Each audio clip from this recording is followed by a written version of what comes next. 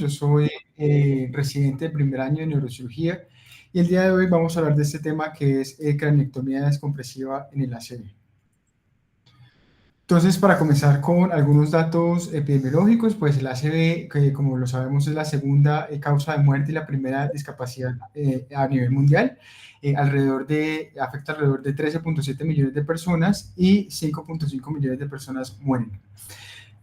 Como toda patología, la afectación es desigual. Por ejemplo, en los países de altos ingresos se ha visto una reducción en el número de casos. En cambio, en países de bajos o medianos ingresos se ha visto que la incidencia de esta patología de la ACV ha aumentado y asimismo, pues como lo vamos a ver a continuación, es una patología con una gran carga socioeconómica y pues esta carga pues va a ser también importante cuando se habla de estos países en vía de desarrollo.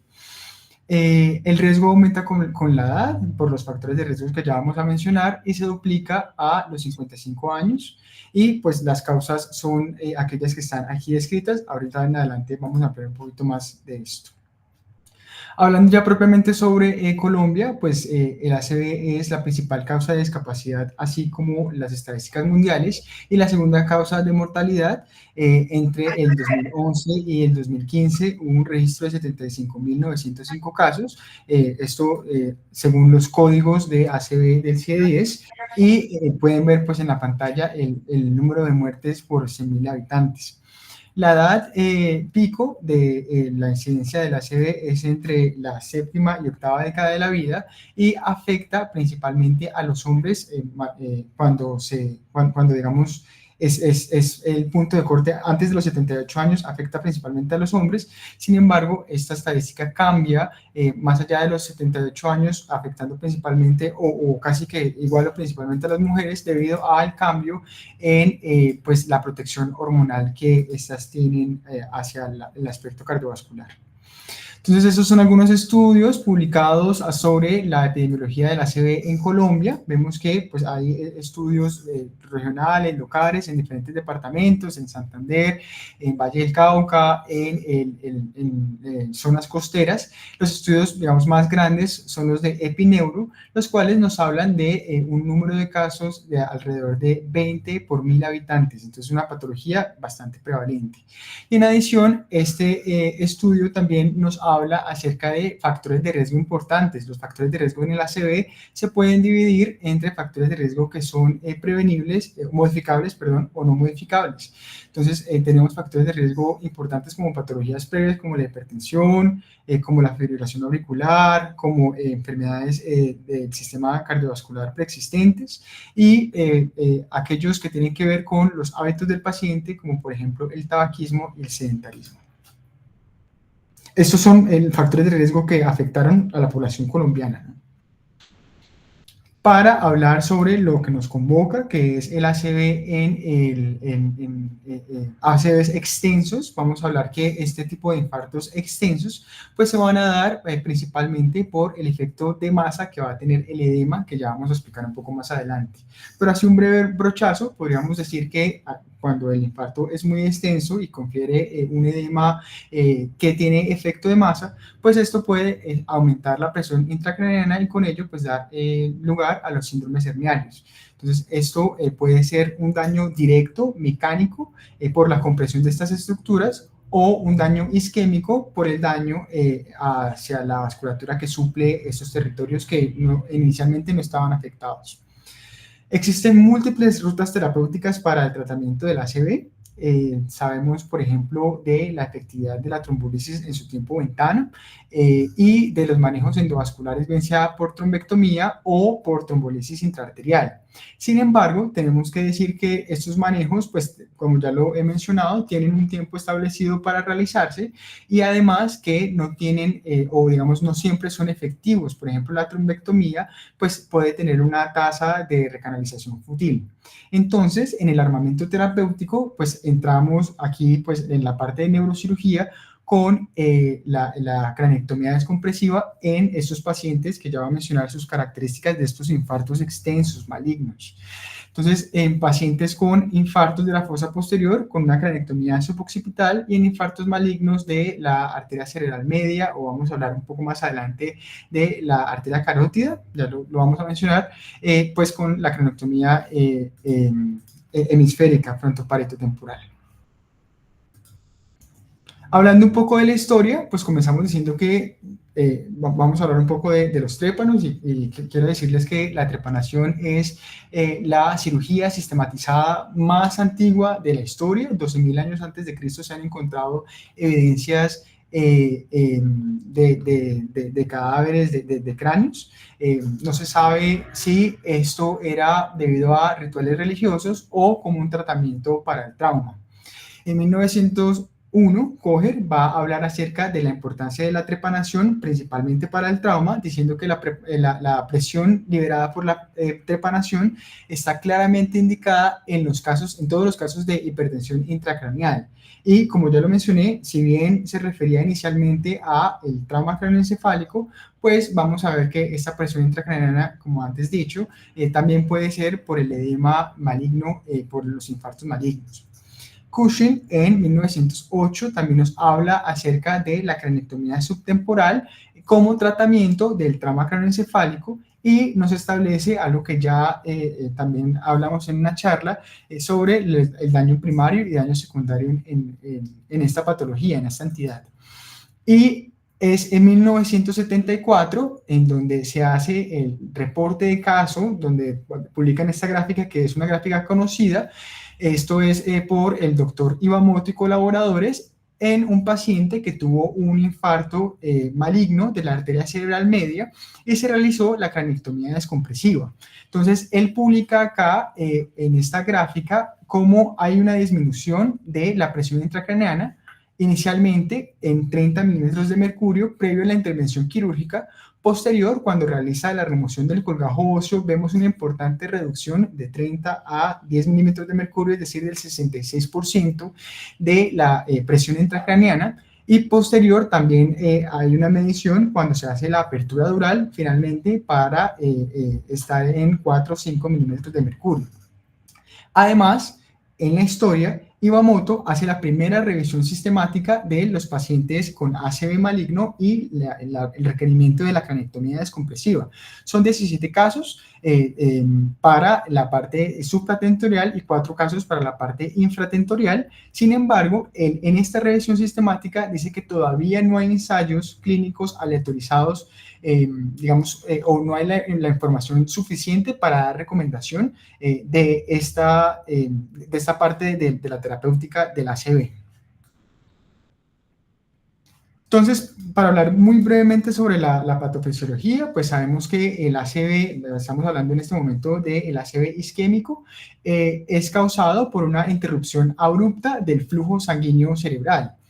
Esto ocurre en el ACV isquémico, sabemos que es alrededor del 85% de los ACVs y tiene dos etiologías, digamos, grandes, macros, pese a que hay una clasificación de la etiología, etcétera, pero los podemos dividir de una forma, digamos, burda, grande, en ACVs isquémicos o ACVs, que sean isquémicos de origen embólico o trombótico. Sí, pero el resultado final es que existe una disminución del flujo sanguíneo. Y esto va a afectar de manera diferencial al área, digamos que donde haya esta disminución del flujo, pero digamos que en las partes más afectadas, pues vamos a tener una disminución del aporte de oxígeno, y con esa disminución del aporte de oxígeno voy a tener también una disminución de la producción celular de la energía, y con ello, pues voy a llevar, por ejemplo, a la disfunción de las bombas, que vamos a ver esto cómo es importante en lo que vamos a hablar el día de hoy, pero también a la muerte celular. Y con esta muerte celular voy a tener la salida, por ejemplo, de los neurotransmisores excitatorios, voy a tener el aumento de la inflamación, la neuroinflamación, el aumento de citoquinas proinflamatorias, de la diapédesis de las células inflamatorias, y esto va a aumentar el edema y con ello me puede aumentar la presión intracraneana. Como lo digo, digamos una explicación un poco rápida debido a que nos vamos a centrar en ese ACV de características específicas de infartos extensos malignos. Entonces, el causante del edema multifactorial ya mencionado, como lo dije anteriormente, pues puede causar el desplazamiento de las estructuras, la compresión de las mismas y los síndromes herniarios. Voy a hablar primero sobre el ACV de la arteria cerebral media, y en esta les quiero decir que es, digamos, más probable que exista el requerimiento de una craniolectomía descompresiva por un infarto maligno si la oclusión o la disminución del flujo se da de manera más proximal, ¿sí?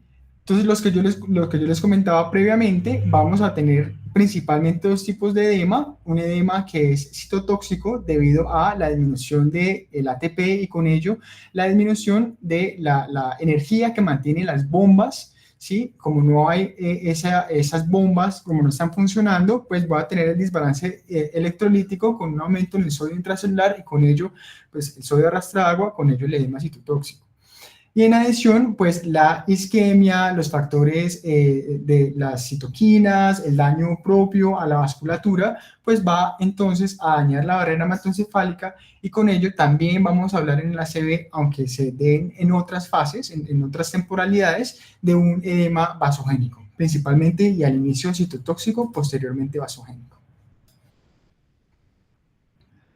Entonces, hablemos del infarto de la arteria cerebral media, del infarto maligno. Entonces, con ello les quiero decir que el primero que la describió que acuñó el término de infarto maligno fue Hack y colaboradores en 1996, y él lo describe como un infarto o un ictus isquémico en un territorio casi completo de la arteria cerebral media que puede extenderse a otros territorios vasculares. Esto ocurre del 1 al 10% en todos los infartos de la arteria cerebral media. Entonces, hablamos que es maligno cuando este infarto está entre el 50 o 75%, depende de la definición, dependiendo de donde uno lo lea, que incluya ganglios basales y puede o no incluir territorios adicionales. En adición, como yo les comentaba, esto también va a tener un efecto de masa, y ese efecto de masa se evidencia con la desviación de la línea media. Entonces, uno de los criterios es que haya una desviación de la línea media de 4 milímetros alrededor o en la glándula pineal, la medición hacia posterior a la glándula pineal, y generalmente la instauración se da menor a las 48 horas posterior al inicio sintomático. Esto es algo que hablaremos un poco más adelante. Con el tratamiento médico, este evento va a tener una mortalidad de hasta el 80%, y ahí es donde entra pues el tratamiento quirúrgico que ya vamos a ver. Entonces, la primera imagen que nosotros estamos viendo es un TAC, un corte axial, en donde vemos un gran compromiso por un ACV de la arteria, en el territorio, ¿sí?, de la arteria cerebral media, una hipodensidad importante. En la segunda imagen vemos la progresión de esta, es una imagen tomada posterior, 24 horas posterior. Vemos entonces que ya hay desviación de la línea media, que hay un aumento del territorio afectado, que hay una consolidación mayor del edema, una progresión del edema. La tercera imagen que vemos es un paciente que fue llevado, es el mismo paciente, no la progresión del mismo paciente, cuando ya fue llevado a la craniotomía descompresiva. Y la cuarta imagen es el control a la semana de la craniotomía descompresiva, que vemos que hay pues ya algo de mejoría del edema, pero muy importante, vemos que hay una corrección de la línea media comparado con la imagen 2. Y esto, la imagen inferior, es solo para recordarles algo que también habíamos ya hablado en una charla sobre el trauma craneoencefálico, que es la doctrina Monroe-Kelly, en donde se habla de un contenido que es rígido y un continente, ¿sí?, que es, digamos, cuyo volumen es fijo. Cuando hay un aumento en el volumen, si bien hay unos mecanismos, ¿sí?, que pueden digamos, hacer un buffer de este aumento del volumen para que no haya un aumento de la presión, estos mecanismos pueden ser superados. Y cuando estos mecanismos son superados, pues ahí se dan los síndromes herniarios. Entonces, con esto que yo les estoy comentando y que profundizaré más adelante, que es la craniotomía descompresiva, lo que se quiere es abrir esa caja cerrada, es, digamos, modificar, ¿sí? Ese continente hermético cerrado para pues, que no ocurran los desenlaces ya mencionados. Tengo yo un paciente que tiene un ACV, ¿sí? De la arteria cerebral media, vemos que es un ACV extenso. No sé si realizarle cranectomía descompresiva, en este momento no se podría clasificar como un ACV maligno de la arteria cerebral media, sí, está en proceso, digamos, de ver si va hacia maligno o no. ¿Existen predictores que me permitan a mí identificar a esos pacientes que van a progresar a ACV maligno? Pues se han estudiado algunos, de hecho hay unas escalas que mencionan, ninguna escala con una, digamos, una validación, sí, al menos hasta lo conocido, importante. Sin embargo, predictores de ACV maligno es, por ejemplo, la escala de NIS, que ya la vamos a mencionar, por ejemplo, un NIS mayor a 20 en ACV izquierdo o un NIS mayor a 15 en derecho. Este NIS ha sido un fuerte predictor para la progresión y lo vamos a ver muy importantemente representado en los estudios que avalan sí, en los estudios de la cranectomía descompresiva. En adición tenemos la hipertensión y que tenga aumento de las cifras tensionales 2 horas posterior al inicio del ictus. El sexo, ¿sí? Que sea mujer y que sea posmenopáusica, se ha visto que podría tener un aumento, ¿sí? Mujeres posmenopáusicas ya sabemos por lo de los efectos protectores de las hormonas sexuales, podría tener, digamos, un leve aumento hacia la progresión comparada con los hombres. Patologías previas como la falla cardíaca y la edad. Entonces aquí llama la atención que la edad sea en pacientes, digamos, más jóvenes. No, ellos no dan un punto de corte, pero sí nos hablan de pacientes más jóvenes. ¿Y por qué es esto? Bueno, dan dos razones. La primera razón es porque los pacientes más jóvenes pues tienen menos atrofia, entonces tienen menos, digamos, lugar para que ese cerebro se pueda edematizar. Y segundo, es porque los pacientes más jóvenes pues tienen menor estenosis aterosclerótica y con ello pues sabemos que las estenosis crónicas dan lugares a colaterales que los pacientes más jóvenes pueden no poseer. Estos son predictores clínicos, pero también nos hablan acerca de predictores imagenológicos. Entonces, pues la imagen en el ACV es un capítulo completo. Solamente para mencionarles, la imagen de elección por su rapidez, por su disponibilidad y por su sensibilidad para la detección de sangrados es el TAC. Entonces, si nosotros vemos un paciente con un 50% de compromiso del territorio de la arteria cerebral media, pues podemos pensar que puede progresar a un infarto maligno. Otras mediciones importantes, esto ya lo hablaron cuando hablaron de ecografía en el paciente neurocrítico, pero entonces la vaina de nervio óptico o el índice de vaina del nervio óptico diámetro transverso del globo ocular, también nos hablan de aumento de la presión intracraneal y por lo tanto de la posibilidad de progresión. Y en el angioTAC vamos a ver que una carga de coágulo menor de 7 puntos pues puede también hablarnos de que ese paciente tenga un infarto extenso y por lo tanto pueda progresar. Ya lo de la carga de coágulo lo vamos a explicar más adelante. La resonancia magnética es una imagen con muy buena sensibilidad para detectar infartos, digamos, menores a las 6 horas, agudos, que pueden no tener representación imagenológica en el TAC. Es importante acá hablar aquí del DWI. Entonces el DWI, un volumen de infarto, algunos autores dicen 145, inicialmente se puso esta medida 145 para la progresión y algunos estudios utilizan este valor. Sin embargo, también se ha estudiado el 82 cc del área comprometida en el DWI con una especificidad del 98%.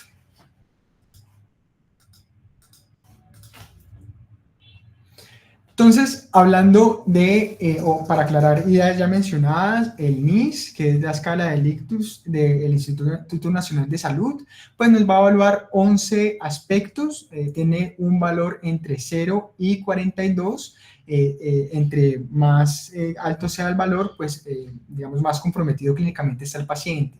Aquí evaluaremos el nivel de conciencia, hablaremos la mirada horizontal, la campimetría, que tenga o no parálisis facial, la fuerza de los miembros superiores e inferiores, que tenga ataxia, la exploración sensitiva, el lenguaje y la disartria y la negligencia. Entonces, vemos que puntajes de 0 a 4, 0 a 5 a veces dicen, son ACVs menores, y ya mayor a 21 son ACVs, digamos, severos, ¿sí? Cuando se clasifican por esta escala de NIS. Esto va a tener repercusión en muchos aspectos, la progresión clínica, como ya lo hemos mencionado, el uso también de las terapias para la ACV, etcétera. Y para también aclarar lo que hablábamos sobre la carga del coágulo, pues la carga del coágulo lo que hace es que divide los territorios vasculares en 10 puntos, en segmentos que en su total dan 10 puntos. Entonces, es un punto, yo no sé si puedo aquí señalar, un segundito. Así es. Es un punto, son 2 puntos para la arteria carótida supraclinoidea, un punto para la infraclinoidea, es un punto para el segmento proximal, bueno, aquí está mejor, un punto para la infraclinoidea, supraclinoidea, 2 puntos, son 2 puntos para el segmento proximal de la M1, 2 puntos para el segmento distal de la M1, un punto para la arteria comunicante anterior en su segmento A1 y un punto para cada M2, ¿sí? En la bifurcación de la cerebral media. Esto es un total de 10 puntos, como ya mencionado, vamos a restarle aquellos donde no haya paso del medio de contraste. Entonces, por ejemplo, aquí en esta TAC, en esta angio TAC, vemos, o más bien no evidenciamos, que haya llenamiento de la arteria carótida en su porción supraclinoidea, del segmento proximal de M1, y del segmento A1. Entonces esto nos daría 10 menos 5, serían 5 puntos, y sabemos que menor de 7 en esta carga de coágulo puede hablarnos de una mayor posibilidad de que el paciente progrese. El último score de los que les quiero hablar para entender los estudios es el score del ranking modificado, la escala de ranking modificada, y esto nos habla acerca de la discapacidad de los pacientes posterior a sufrir una ACV. Entonces, 0 es un paciente que sea asintomático, 1 es un paciente que tenga algo de síntomas, pero que pueda llevar todas sus tareas de la vida diaria de manera normal. 2 es un paciente que tiene algo de discapacidad, pero pues no puede llevar todas sus tareas de la vida diaria normal, sin embargo, puede hacer sus necesidades básicas sin asistencia. 3 es una discapacidad moderada, requiere ayuda, pero puede caminar sin asistencia, puede caminar sin asistencia. 4 es una discapacidad moderadamente severa. 5 es una discapacidad severa y 6 es la muerte. Eso es importante entenderlo porque vamos a ver que los resultados de los estudios van a ser medidos en esta escala.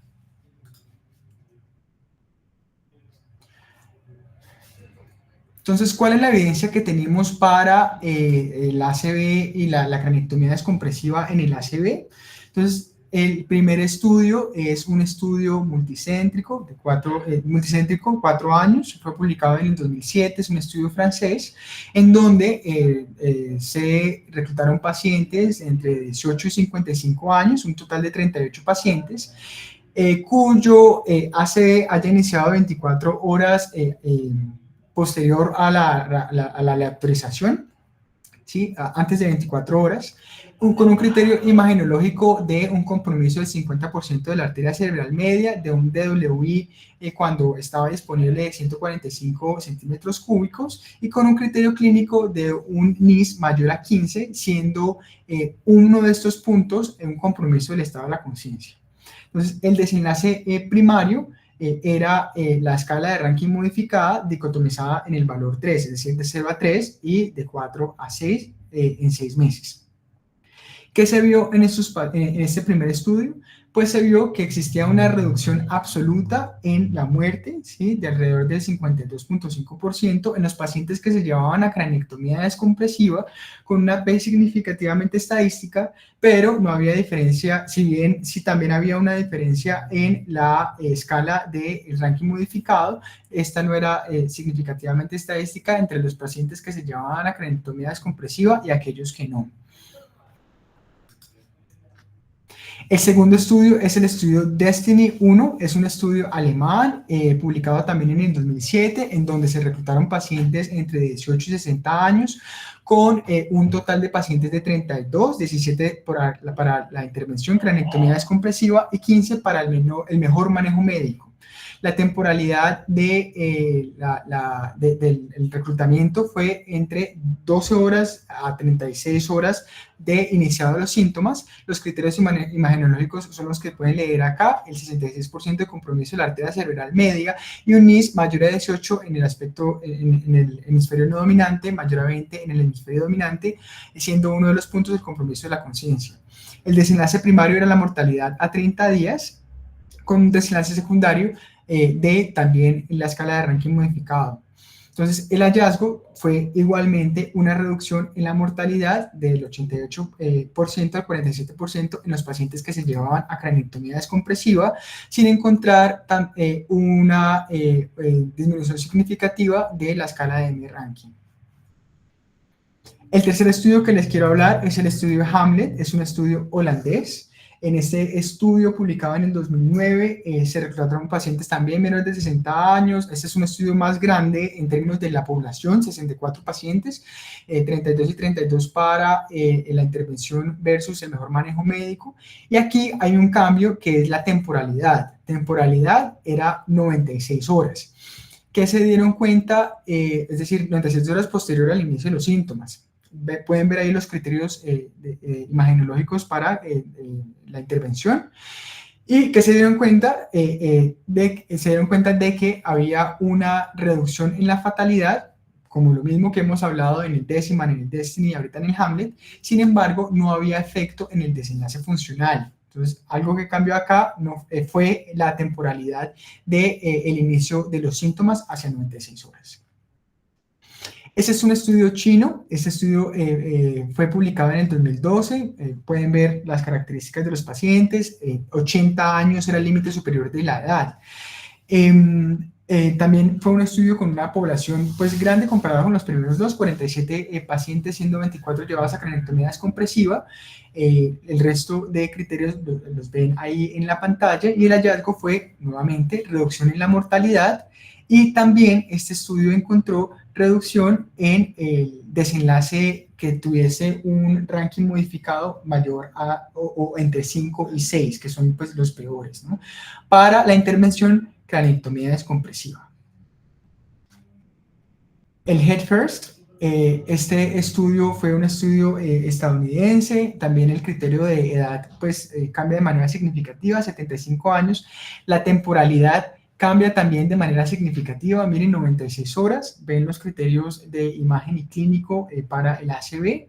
Y el hallazgo en este caso es que no había reducción en mortalidad, no era significativa a los 6 meses, por ejemplo. Era una mortalidad del 40% para los pacientes con cranectomía descompresiva, que eran 14 pacientes apenas, y de 36% para los pacientes con el mejor tratamiento médico. Tampoco significativamente estadístico. Cambio de acá, que la temporalidad pues aumentaba y la edad también aumentaba. Por último, el estudio Destiny 2, este estudio se publicó para saber cuál era la diferencia o qué ocurría cuando se estudiaban a pacientes mayores de 60 años. Entonces, escogieron pacientes con este rango de edad, con una media de 70 años. Fue un estudio grande en comparación a los anteriores, 112 pacientes, pues lo que digo grande, para que vean que los primeros estudios tenían apenas 20, 30 pacientes, etcétera. Con una temporalidad de 48 horas, pueden ver los criterios imagenológicos y clínicos, y el desenlace entonces era la escala de ranking modificado, pero miren, acá llama mucho la atención que sea de 0 a 4, siendo 4 tomado como un buen desenlace a 6 meses. Entonces, el hallazgo fue que había una reducción en la discapacidad, digamos, significativa, teniendo, ya sabemos, el buen desenlace de 0 a 4. Sin embargo, cuando se va a desglosar los rankings de estos pacientes, pues ningún paciente tenía un ranking de 0 a 2 y solamente el 7% para la cranectomía descompresiva y el 3% para el mejor tratamiento médico tenía un ranking de 3 a los 12 meses, es decir, que pudiese caminar sin asistencia. Acá es lo que estamos hablando, esta es una representación de lo ya descrito, a los 6 meses y a los 12 meses. Vemos entonces que el ranking de 6, la muerte, pues está, digamos, aumentada en el paciente con el grupo control con el mejor tratamiento médico, y hay una disminución de este valor de 6 a expensas de un aumento del ranking de 4, el ranking de 5. Y estas son las causas de muerte de estos pacientes. Vemos que, evidentemente, pues en los pacientes que no tenían craniotomía descompresiva, los síndromes herniarios pues fueron una importante carga en la mortalidad. Entonces, con estos estudios ya mencionados, podemos divisar que hay algunas controversias. Hay controversias cuando uno va a pensar en el beneficio que otorga, ¿sí?, que sobreviva versus pues, la funcionalidad del paciente que efectivamente sobrevive. 2, la edad de los pacientes, en la CB, quiénes se benefician realmente de la craniotomía descompresiva. 3, la temporalidad, es decir, temporalidad al inicio de los síntomas versus temporalidad por ejemplo, al compromiso neurológico mayor, es decir, al empeoramiento neurológico. Hay una controversia también en la lateralidad que ya lo voy a mencionar y controversias en la medición de la presión intracraneana. Posterior, o más bien, durante estos estudios se realizaron metaanálisis. Entonces, el primer metaanálisis es el articulista que dice abajo, donde se hizo el metaanálisis con los 3 primeros estudios, el Hamlet, el Decimal y el Destiny. El diseño de este metaanálisis se realizó previo a que estos estudios terminaran, y lo que él hizo fue escoger los pacientes de 18 a 60 horas, 18 a 60 años, con un criterio de temporalidad de 48 horas y con unos desenlaces que era un desenlace primario del ranking modificado también de 0 a 4 versus 5 y 6, y un desenlace secundario de la fatalidad. Entonces, pues, teniendo en cuenta estos estudios, pues tenía ya un número de pacientes más robustos, ¿no? 51 para la craniotomía descompresiva. Y pues, ¿qué se dieron cuenta? Pues se dieron cuenta que existía entonces una disminución digamos, una mejoría de los pacientes cuando se dicotomizaban así, de 0 a 4, de 5 a 6, como ya antes he evidenciado, en los pacientes que se llevaban a craniotomía descompresiva, es decir, la mejoría en la funcionalidad discreta. Y la supervivencia, pues sí era más claramente, digamos, importante, es decir, de 42 pacientes de cranectomía descompresiva, había, digamos, mayor supervivencia que aquellos que no se llevaban a la intervención. Segundo metaanálisis, se incluyó ya los 4 estudios europeos, más el Head-First y el chino que ya les hablé. Vemos un N más robusto. Nuevamente, la reducción a la mortalidad a los 6 meses y la reducción de la mortalidad de los 12 meses fue lo estudiado. Se dieron cuenta de que definitivamente, como ya mencionaba en los estudios individuales, vemos una tendencia a que haya menos mortalidad en los pacientes que se llevan a cranectomía descompresiva. Sin embargo, pues vemos que los pacientes en cranectomía descompresiva tienen mayor probabilidad de tener un ranking de 4. Entonces, ¿qué podemos concluir de estos metaanálisis? Pues lo ya dicho. Entonces, primero, pues que hay mayor supervivencia. Decíamos que los pacientes, al inicio, en la introducción dijimos que tenían un 80% de mortalidad del manejo médico de los pacientes que ya tenían un infarto instaurado de la arteria cerebral media maligno. Y ya estamos viendo que pues la supervivencia entonces aumenta al 80%, como lo vemos acá, con la intervención de la cranectomía descompresiva. Sin embargo, pues tienen más de 10 veces probabilidad de estar en un ranking modificado, perdón, de 4. El 5 sí pareciera que la tendencia fuese igual a los pacientes que se llevan a intervención versus los que no. Entonces, También en la conclusión, pues, es también llamarnos a pensar cómo ellos llamaban esto un desenlace favorable o qué era para estos autores un desenlace favorable, puesto que en general, por ejemplo, cuando uno lee estudios de ACV isquémico, de otras, digamos, con otros enfoques, no hacia la cranectomía descompresiva, pues generalmente se toma un desenlace favorable del 0 al 2, inclusive del 0 al 3. Sin embargo, aquí hay estudios y metaanálisis que toman un desenlace favorable hasta el 4. También vemos que, bueno, estos metaanálisis también nos instaban a pensar, y esto es algo que vamos a profundizar un poco más adelante, en el límite de la edad. Entonces, aquí después creo que muestro la gráfica, en donde cuando se dicotomiza a los 60 años, vemos que hay una mayor discapacidad en los pacientes mayores de 60 años, y hemos visto también que en los estudios, a veces cuando hay mayor temporalidad y mayor edad, el desenlace no es tan favorable, versus con los pacientes que son menores de 60 años. Podemos ver aquí esa diferencia en la discapacidad entre estos dos grupos etarios. Entonces, esto es solamente una gráfica en donde están comparando los estudios ya mencionados y la supervivencia, viendo entonces una tendencia hacia el favorecimiento de la cranectomía descompresiva en pacientes con ACVs malignos de la arteria cerebral media. Cuando se habla de la supervivencia, ¿no? Entonces, la segunda, la segunda controversia que podemos pensar es el tiempo. Entonces, realmente no se estudió el tiempo ideal para realizar la cranectomía descompresiva en términos de, por ejemplo, el empeoramiento sintomatológico del paciente, sino desde el inicio, la última vez que lo vieron bien, o desde el inicio de síntomas de los pacientes, ¿no? Eso es algo también a tener en cuenta. Entonces, por ejemplo, aquí vemos que el estudio Decimal fueron 24 horas, como ya mencionados, con una cirugía de 6 horas alrededor, posterior a la aleatorización. En el Destiny, ya lo mencionamos, 12 a 36 horas, bueno, en Hamlet, las 96 horas, teniendo en cuenta que esos pacientes no tenían efecto, o este estudio no demostró efecto en el desenlace funcional.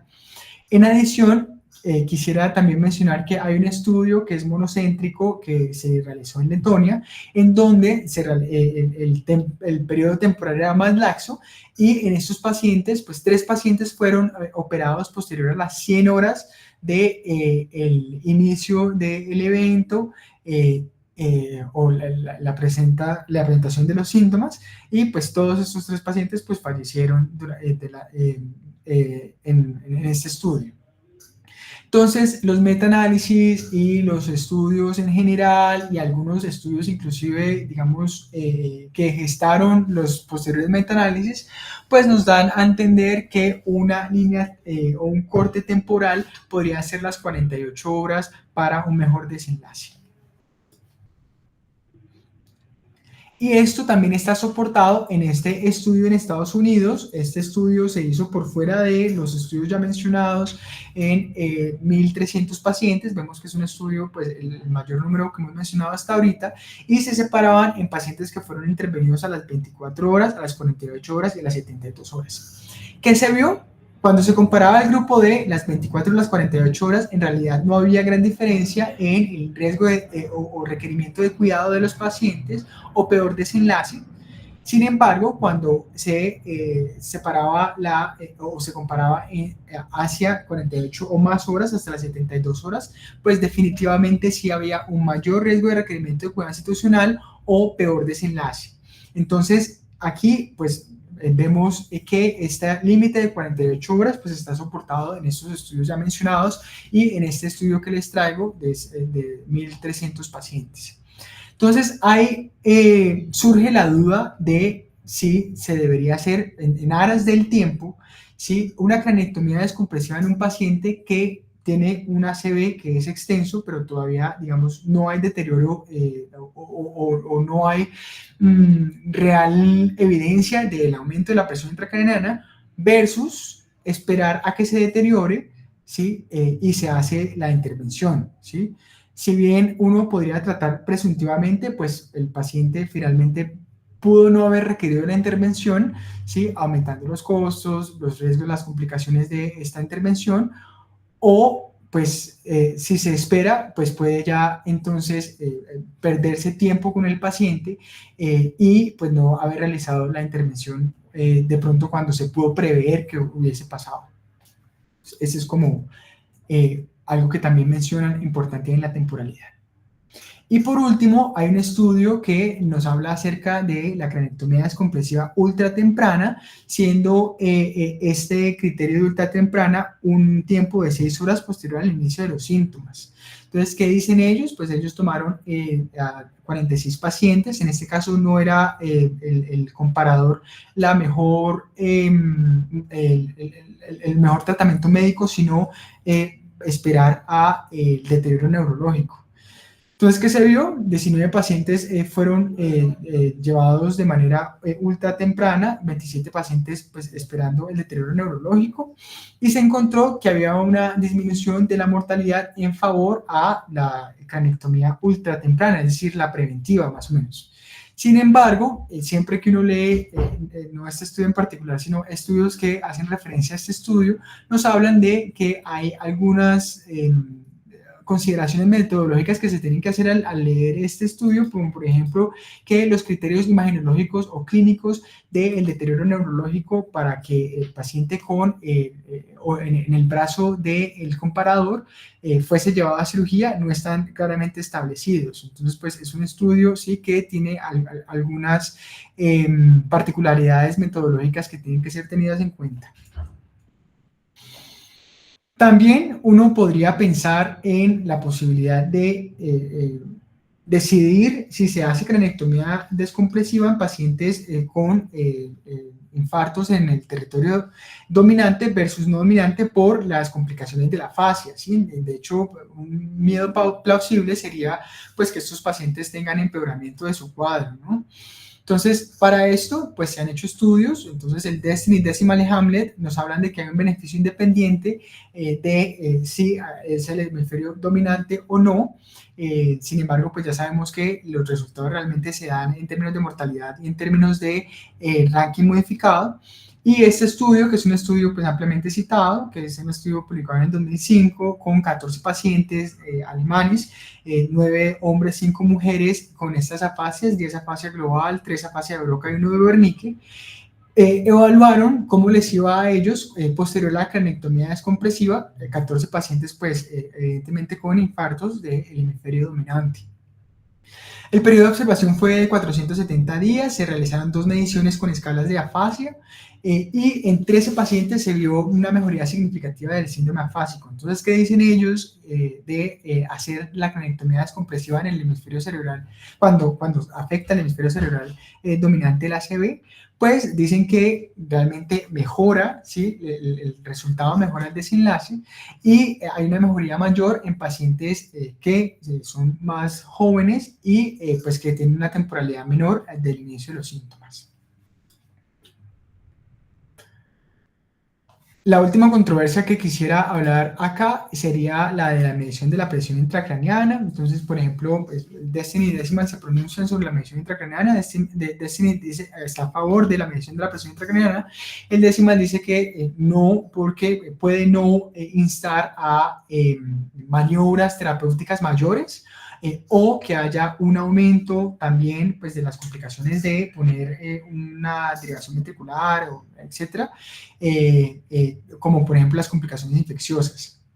Entonces, hay un estudio que es el estudio de Suavini, publicado en el 2018 en el Journal of Neurosurgery. Bueno, en este, pues son 101 pacientes, es un estudio retrospectivo alemán, y lo que se vio, se estudió a pacientes que habían sido llevados a cranectomía descompresiva y posterior con medición de la presión intracraneana, y se vio que los pacientes que tenían una presión intracraneana con una media de 17, es decir, que no estaban mayor al 20 o el 22, que son los criterios que generalmente se leen, sino que tenían un discreto aumento, una discreta elevación, todavía no superando los valores de hipertensión, solían tener peores desenlaces que los pacientes que tenían presiones más bajitas con una media de 11.5. Entonces esto lo podemos ver en la gráfica. En rojo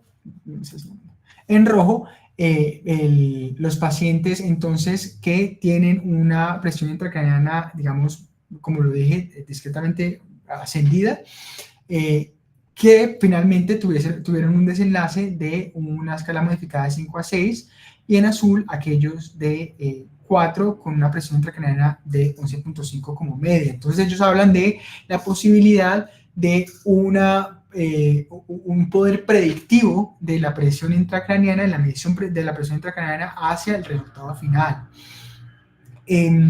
Es interesante ver cómo esta tendencia decae en el final de la curva. Lo que dicen los escritores es que esto se debió a, pues, el desenlace de muerte, ¿no? Que pues hizo que esos pacientes salieran del estudio, evidentemente, y pues que esta gráfica, digamos, se comenzara a acercar hacia el final. Cuando se hablan de, digamos, predictores negativos a la cirugía, entonces son, profe. Sí, hijo. Una pregunta, en ese caso, en los estudios que acabo de nombrar, ¿cuál sería la indicación de medición de presión intracraneana en ácido isquémico? Porque pues uno en general maneja las de trauma, de cuidado neurocrítico, pero en ese caso tenía alguna indicación específica a cuáles medir. Sí, no, realmente, gracias por la pregunta, profe. Realmente que hayan criterios de que uno diga, bueno, a esos pacientes sí medirlos, o a esos pacientes no realizar la medición, no lo especificaban en este artículo. Este artículo, digamos que nos hablaba del el poder pronóstico de la medición de la presión intracraneana, pero no a criterios de quién sí escoger realizar la presión intracraneana y no. De hecho, eso es una controversia, por lo que digo, pues uno podría pensar que realizar la medición de la presión intracraneana en pacientes pues que ya han sido llevados a craniotomía descompresiva, pues digamos, como tal vez nos lleve hacia mayores, hacia mayores estrategias terapéuticas, y si aumente, por ejemplo, el riesgo de infecciones, o uno podría pensar también, pues que pues tener monitorizado al paciente, la posibilidad de disminuir la presión intracraneana por medio de una derivación ventricular externa, como también otra estrategia terapéutica.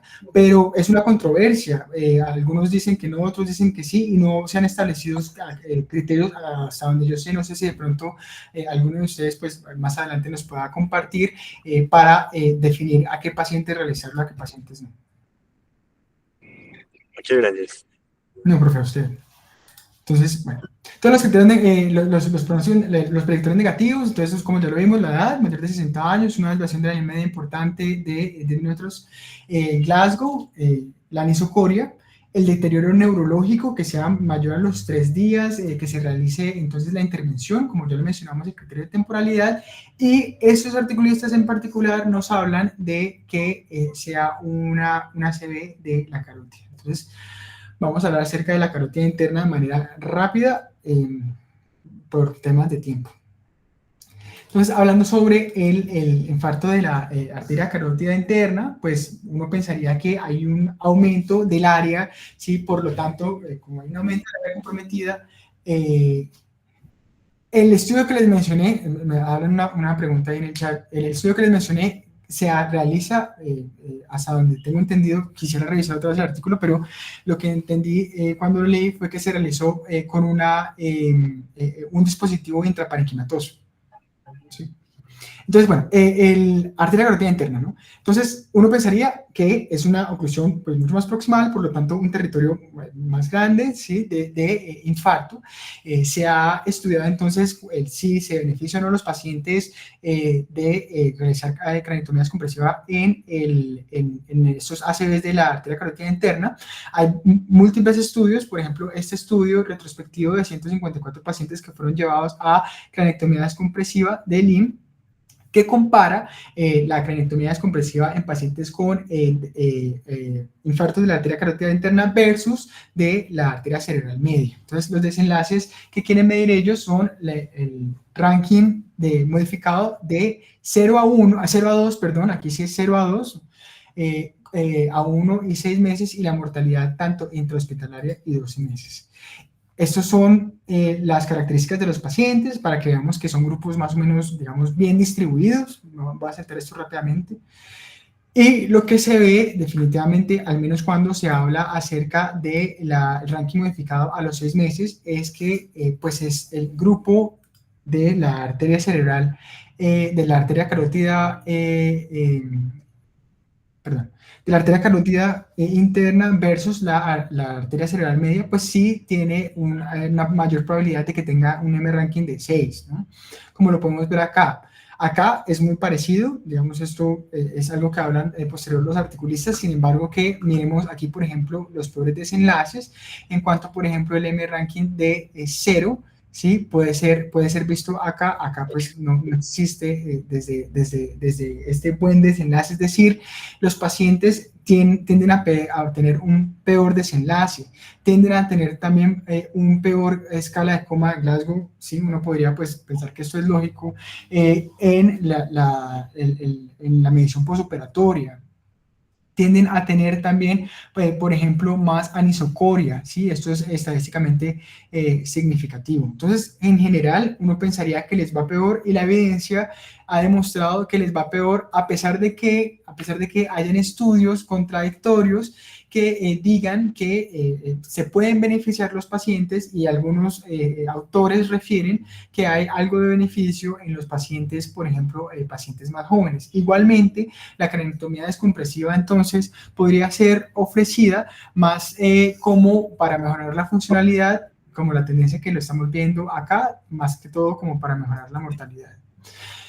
Les iba a traer algo sobre los aspectos técnicos, sin embargo, en temas de tiempo voy a saltarlo, voy a decir solamente, digamos, detalles rápidos porque hay más tema y pues el tiempo es corto. Pero entonces, además tendremos toda una sección de abordajes quirúrgicos, entonces pues sé que esto lo hablaremos ahí. Entonces, en ocasiones, posterior a la cranectomía descompresiva, vamos a tener el colgajo óseo. ¿Qué se hace con el colgajo óseo y la cranioplastia?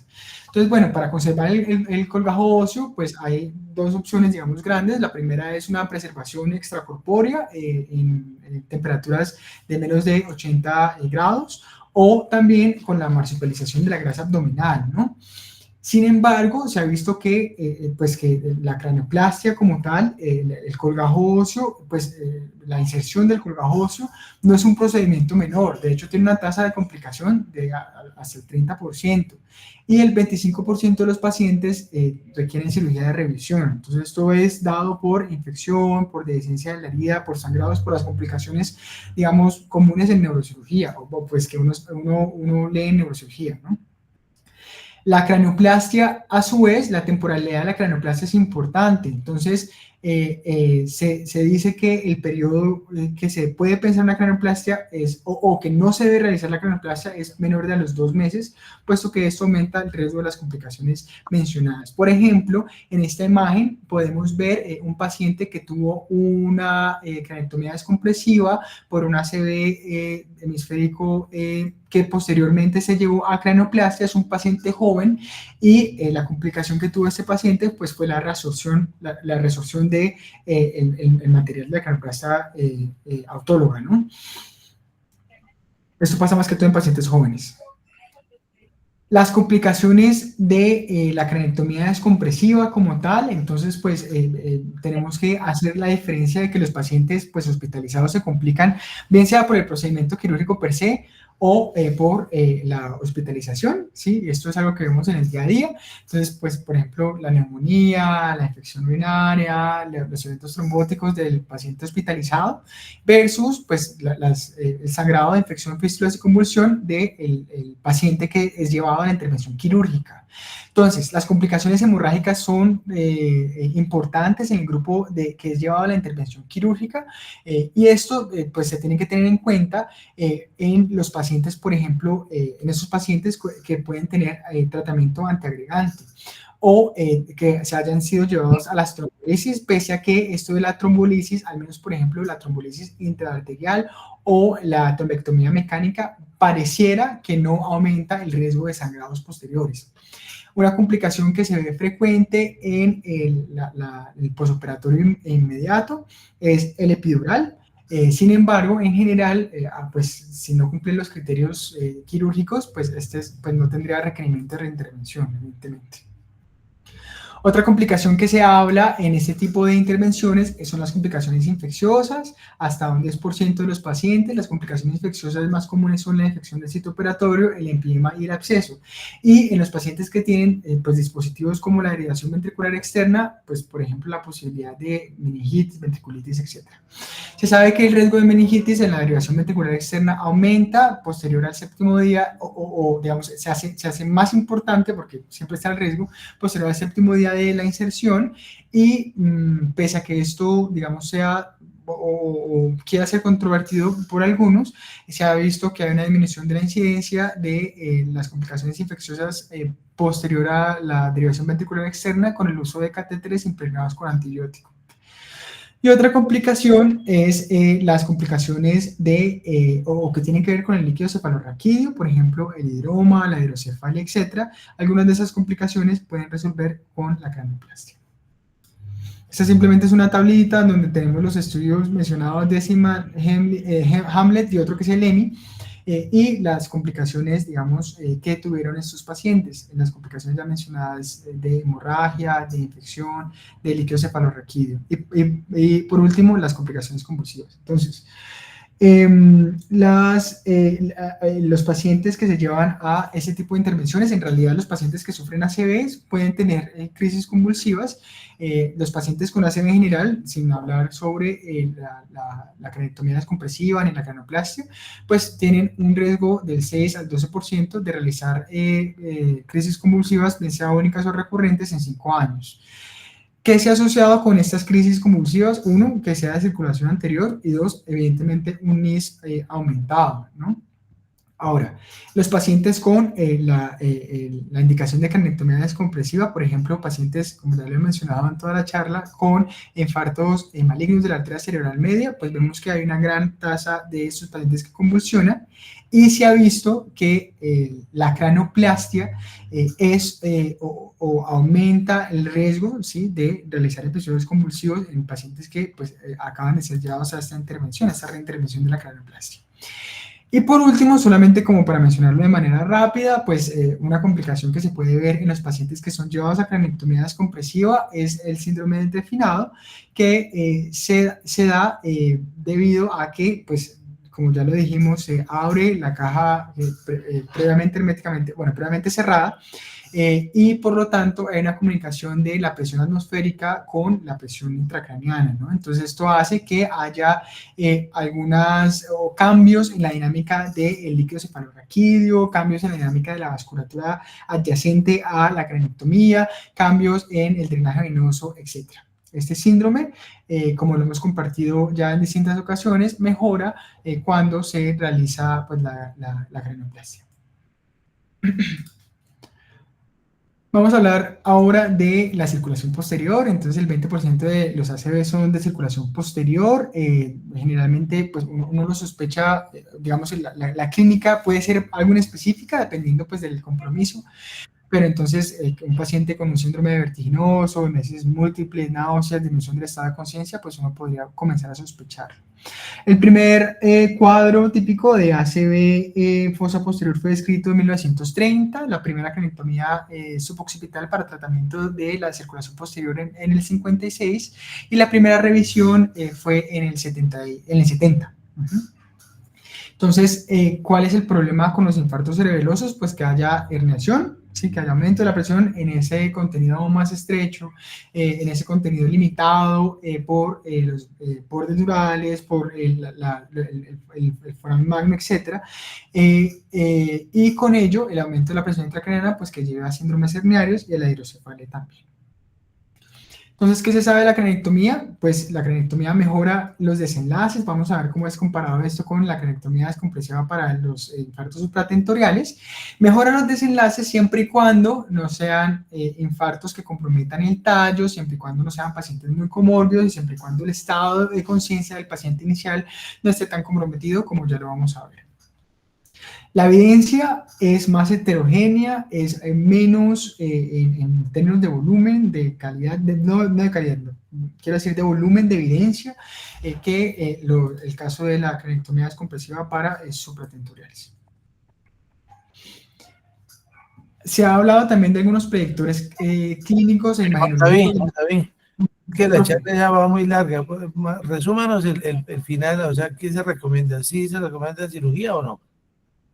Bueno, se recomienda, profe, se recomienda siempre y cuando no haya compromiso del tallo, porque esto es un predictor de mal pronóstico, el que ha demostrado realmente que tiene significancia estadística, en pacientes que tengan un estado de conciencia inicialmente comatoso.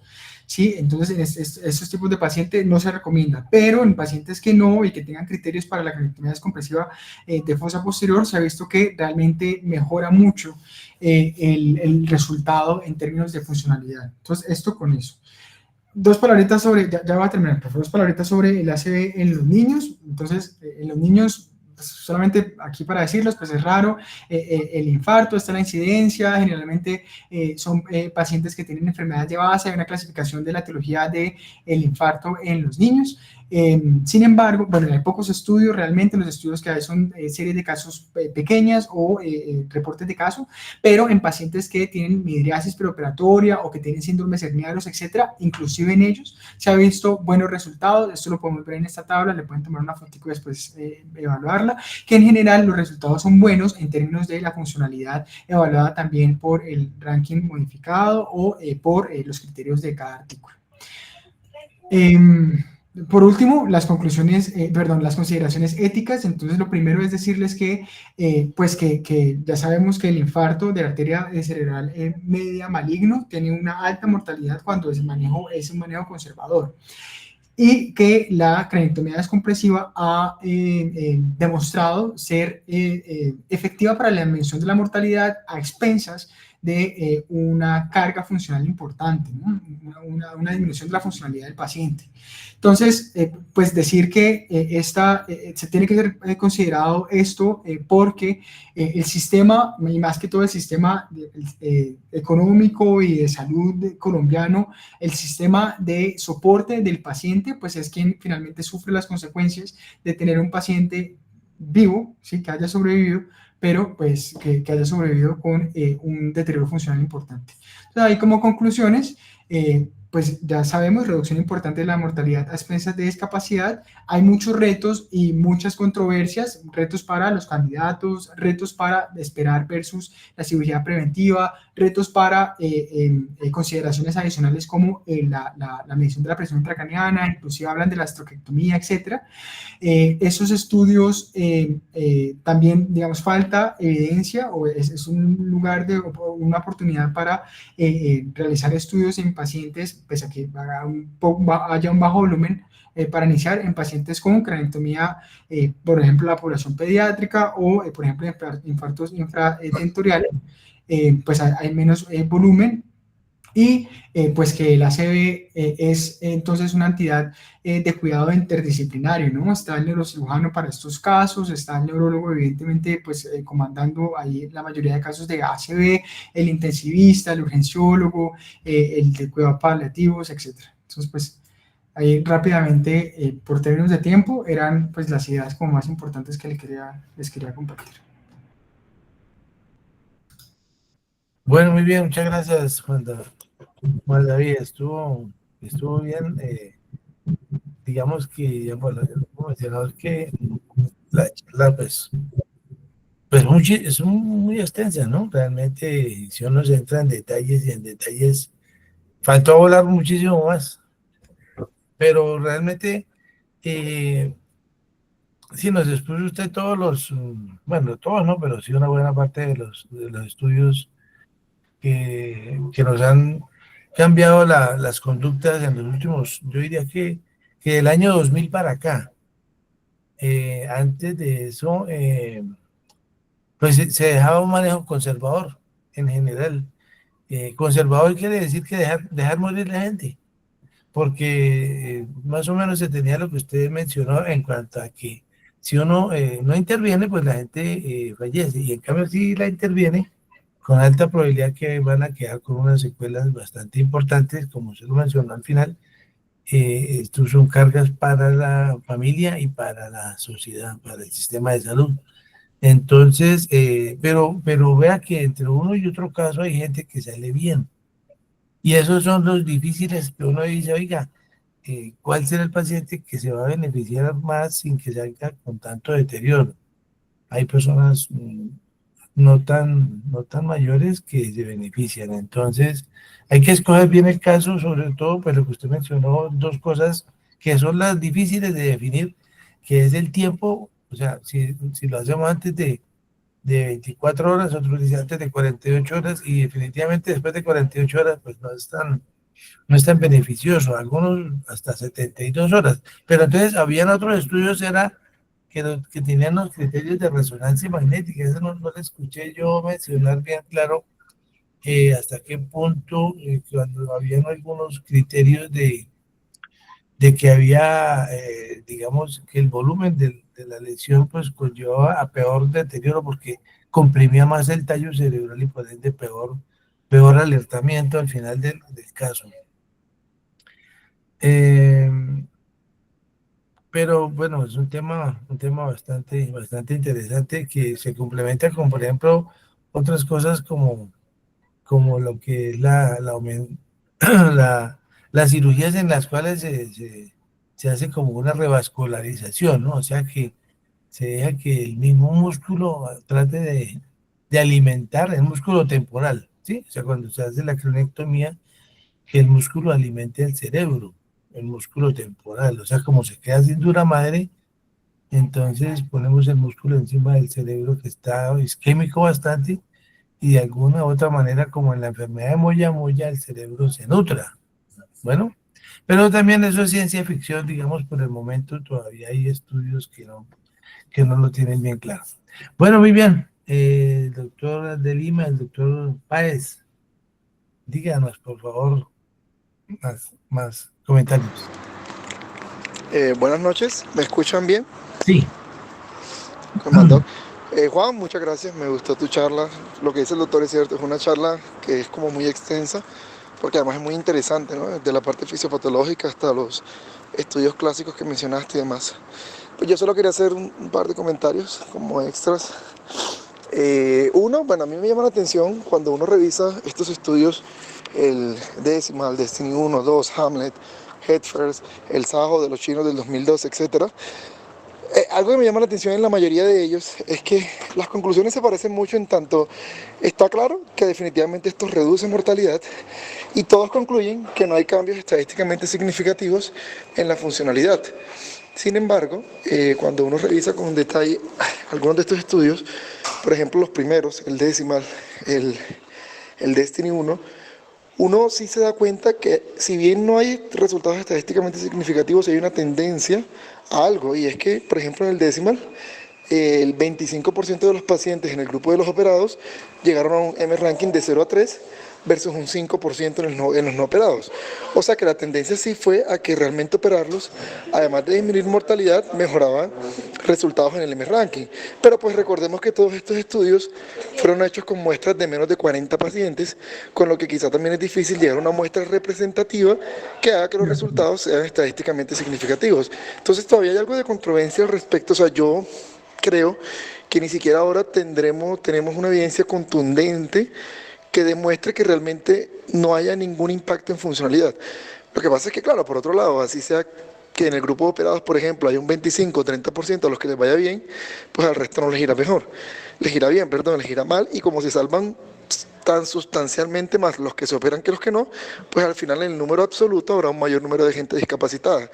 Pero lo cierto es que estos estudios muestran una tendencia también a que puede haber, digamos, un resultado positivo en términos de funcionalidad que no logra significancia estadística, entre otras cosas, por ejemplo, por las muestras tan pequeñas, y que además eran estudios que se suspendían una vez se daban cuenta que evidentemente al que se operaba le iba mucho mejor en términos de mortalidad.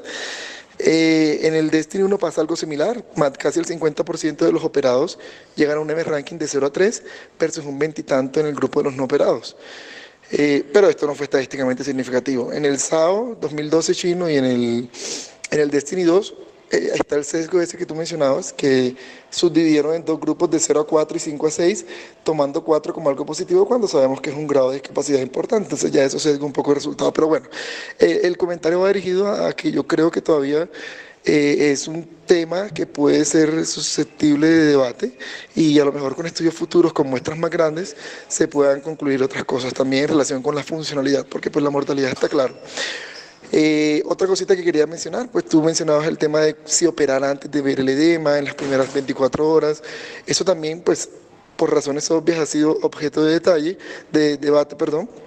Sin embargo, hay algo claro, y es que los estudios y las series han mostrado que aunque el infarto sea grande, solamente entre el 10 y el 20% de estos pacientes con infartos de territorios tan importantes van a desarrollar el edema cerebral maligno. Esto quiere decir que si nosotros profilácticamente operamos a todos los pacientes que se les documenta un infarto del 50% más de la arteria cerebral media, entre el 80 y el 90% de estas cirugías van a ser innecesarias, y esta cirugía es bien mórbida. Tú mencionaste algunas de las complicaciones, pero pues ya sabemos que hasta el 15 al 20% terminan derivados. Pasan de tener epilepsia del 10 más o menos a tener entre el 40 y el 60%, síndrome de trefinado, infección, etcétera, etcétera. Entonces, yo sí creo que es complicado pretender hacer esta cirugía de manera profiláctica. De pronto los esfuerzos deben estar dirigidos a hacer un seguimiento muy estricto en las primeras, sobre todo 24 o 48 horas del estado del paciente, de pronto un seguimiento más genológico, el estado de conciencia, la dinámica pupilar, y de pronto sí tratar de detectar a través de todas estas herramientas clínicas más genológicas de forma temprana el paciente que se beneficia de la cirugía y para llevarlo. Bueno, no sé si lo mencionaste porque no recuerdo haberlo escuchado, pero de pronto en algún momento que no escuché, existen algunos test como el edema score, el DASH score. Bueno, hay algunos scores que nos permiten también predecir la probabilidad de que estos pacientes desarrollen este edema, ¿no? Puede ser útil. Y ya por último, ya como un dato que me pareció muy interesante cuando lo aprendí en neuroradiología, es que a veces no es tan fácil. Y bueno, te lo pregunto a ver si se te ocurre algo. ¿Cómo crees que se puede diferenciar una ACV proximal, bien M1 proximal, de una ACV carotidio, cuando ambos pueden comprometer grandes territorios del hemisferio? ¿Qué se te ocurre? ¿O cómo lo diferenciarías? No lo he leído, imaginaría que es por el compromiso de algún territorio que no sea compartido entre, o sea, que sea exclusivo de la arteria carótida interna. Ya, Pero ya. no. Listo. En términos generales, y lo que comúnmente pensamos es que en el caso de la carotidia se respeta, perdón, en el caso de la media se respeta el territorio de la cerebral anterior y en el carotidio no.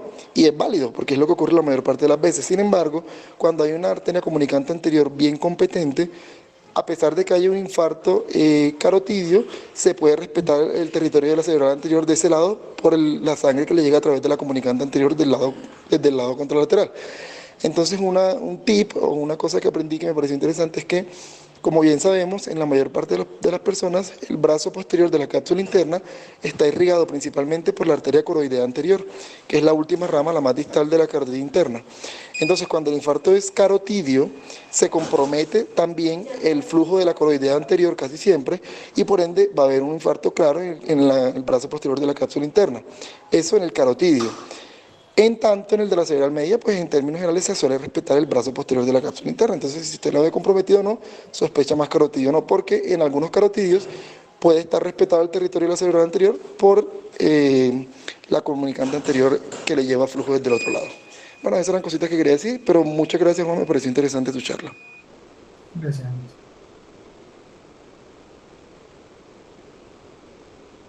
El profesor Ruth tiene la mano. Sí, el doctor Edwin iba a hablar, pero lo vi con la mano alzada. No, profe, yo creo que ya repitieron casi la charla. Solo Sí, quería, no, pues, solo quería si acaso adicionar en cuanto a la parte ética, pues yo creo que Juan David tocó todos los temas y las preguntas que uno usualmente se hace para definir manejo quirúrgico en los pacientes, pero algo importante es hablar con la familia, principalmente con el cuidador, con la persona que vive con el paciente, y ser francos en cuanto al pronóstico y el beneficio de un manejo quirúrgico, ya que se puede tomar una decisión conjunta muchas veces mejor con la familia que uno asumir toda la responsabilidad, ya que vemos pues los resultados que no son tan buenos en cuanto a funcionalidad. Básicamente eso. O sea, de manera corta para agregar, derecho versus izquierdo, izquierdo en pacientes jóvenes. Nosotros de pronto los neurocirujanos no seguimos tan a largo plazo esos pacientes, los siguen los neurólogos, o sea, nosotros les solucionamos el problema de la cranoplastia, pero no los vemos a largo plazo.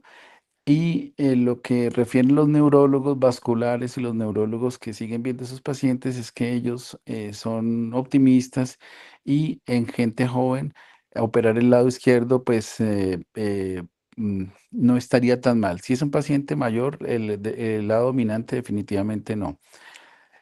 Otra cosa importante, o sea, hay que diferenciar bien porque lo que decía de Lima es, o sea, de pronto una ACV de cerebral media y un carotidio cambia completamente el pronóstico. Yo personalmente le tengo mucha pereza a operar infartos carotidios. El único paciente que he visto que le ha ido bien fue un paciente joven que operó el doctor Zambrano en el Tunal. De resto, todos los pacientes que he visto carotidios terminan muy mal o terminan muertos. Entonces, esos tips que da el doctor de Lima son importantes porque el carotidio, usualmente lo que yo he visto es que van muy mal. En cuanto a técnica quirúrgica, yo soy fanático de poner nuevamente el hueso y dejarlo en bisagra. Para no tener el conflicto con los intensivistas, lo que hago es ponerle una ventriculostomía. En los pacientes que he tenido, o sea, que quitar el hueso ha sido específicamente en estos pacientes de ACV, porque cuando uno le hace la crenotomía hay un edema que se sale por la crenotomía y definitivamente pues coloco el hueso en abdomen. En la pregunta de Edwin, a veces que he vuelto a poner el hueso, yo les pongo el catéter de PIC, pero no lo pongo, no lo utilizo ni antes ni después. Si el paciente se decide tratamiento quirúrgico, le hago la descompresiva, pero no le hago un catéter de PIC. En niños, siempre, o sea, a los niños les va mucho mejor que a los adultos. Siempre que hay la opción de una descompresiva, sea por trauma o sea por ACV, se la hago porque he visto que los resultados son muy buenos en niños. Y para terminar, el ACV isquémico de fosa posterior, la sensación que yo tengo es que el paciente le va mejor que el ACV supratentorial. Dos excepciones, uno, la que me comentaba Juan David, que es lesiones de tallo, y hay unas lesiones que son por disección. A esos pacientes les va mal con la crenotomía descompresiva. Esos eran mis comentarios. Qué pena la hora. Gracias. No, profe, gracias a usted y gracias a todos por participar.